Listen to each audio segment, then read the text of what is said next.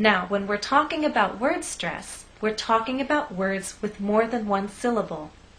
So how do you know the number of syllables a word has? The clue is to count the vowel sounds. Let me show you something.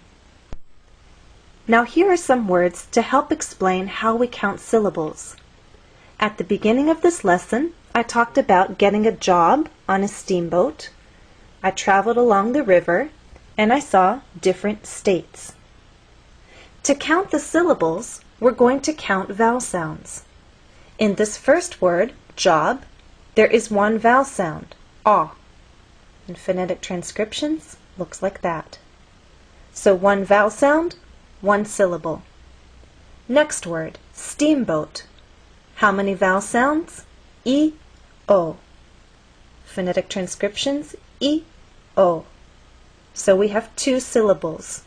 Two vowel sounds, two syllables. These first two words remind you that a vowel sound can be spelled with one letter or sometimes spelled with two. Let's look at the second word, river. How many vowel sounds? Two. I, Two vowel sounds, two syllables. States. How many vowel sounds? One. A. This word reminds you that sometimes you may see a vowel, but it's silent. E is often a silent vowel. One vowel sound, one syllable. And down here, the word different. In very slow, careful speech, and especially formal speech, you might get this pronunciation, different. But often in fast speech, you lose that middle sound and you get different. So again, how do you know the number of syllables a word has? You can look in a dictionary and also listen to how people use the word. Most Americans say this word with two vowel sounds, I and A. So in fast speech, you get different.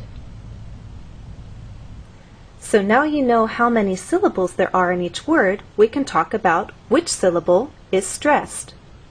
Now, we can only talk about word stress when there's more than one syllable.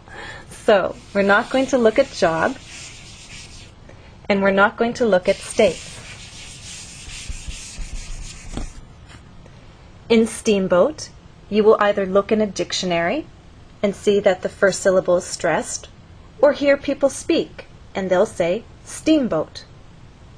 River, you'll either hear people speak or you'll look in a dictionary and understand that the first syllable is stressed, river. And in this last word, again, you'll either look in a dictionary or hear people speak and they'll say different. Stress on the first syllable.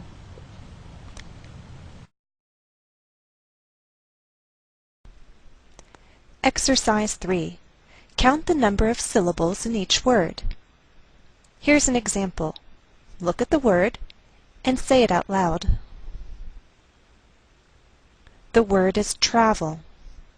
How many syllables? 2. Travel. There are two vowel sounds in this word. Travel. In phonetic transcriptions, a. Travel, two vowel sounds, two syllables. Let's start with number 1. The word is map. Map has one syllable. Number 2. The word is compass. Compass has two syllables. 3. The word is suitcase. Suitcase has two syllables. 4. The word is continent. Continent has 3 syllables. How did you do? I'm sure you did fine. If you found it a little difficult, though, go back and try again. Pay attention to the vowel sounds. Those vowel sounds are your clue. Exercise 4. Look, listen, and repeat. You will now hear all 50 states and their capitals. Note that we write a capital before the state. For example, Austin, Texas. The state is Texas, and its capital is Austin. When we write it, we separate the capital and state by a comma. Note on phonetic transcriptions. The IPA, or International Phonetic Alphabet, is used in this lesson. I choose, though, to be consistent with my earlier lesson on R. When it is pronounced as a consonant, I use this symbol. When it blends with a vowel sound, I use that vowel sound with this symbol. I also include secondary stress when appropriate. For example, the state Alabama.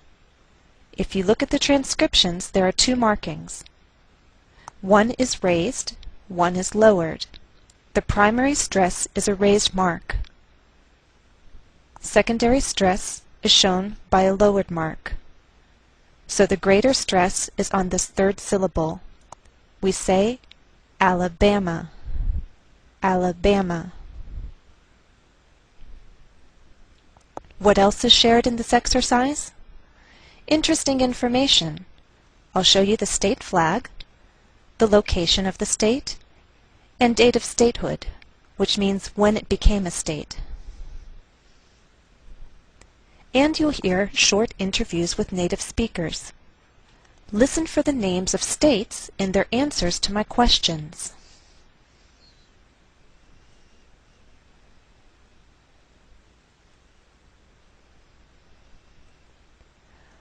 Montgomery, Alabama. Juneau, Alaska. Phoenix, Arizona. Now, not all sources will agree with my transcriptions for the state here, but I choose to use these transcriptions because I feel they most closely reflect the most common pronunciation among Americans. Again, we say Phoenix, Arizona. Little Rock, Arkansas.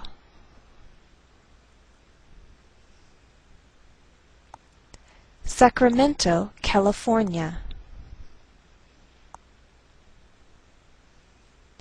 Denver, Colorado. Hartford, Connecticut.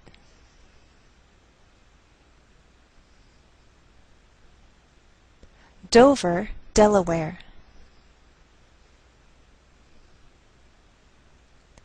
Tallahassee, Florida.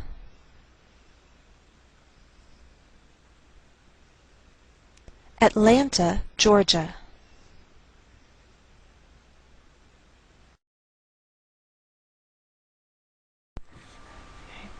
Have you been to all 50 states? No, I haven't been to all 50 states, about 23. Wow. What's your home state? My home state is Massachusetts, What's the capital of Massachusetts? Boston, Massachusetts. Can you tell me some vacation states? Sure, New Hampshire, Maine, Vermont. I've spent time in New York, North Carolina, South Carolina, Florida. Is there a state you'd like to visit in the future? I'd actually like to visit Alaska. Why? I'd like to see the glacier. I'd like to see Mount McKinley or Denali, whichever you prefer to call it. And I've never been to the Pacific Ocean, so I think I'd like to see that as well.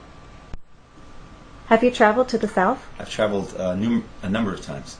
Which states have you been to? Virginia, West Virginia, Maryland, North Carolina, South Carolina, Georgia, Florida, Louisiana. I've never been to Mississippi, Alabama, or Arkansas.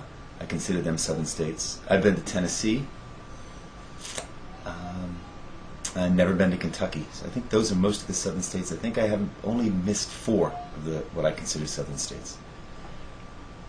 Which state do you think is the most beautiful state? It's a toss-up between Maine and North Carolina for me. Have you been to Washington? Washington, D.C. or Washington State? Either. Washington, D.C., yes. Washington State, no.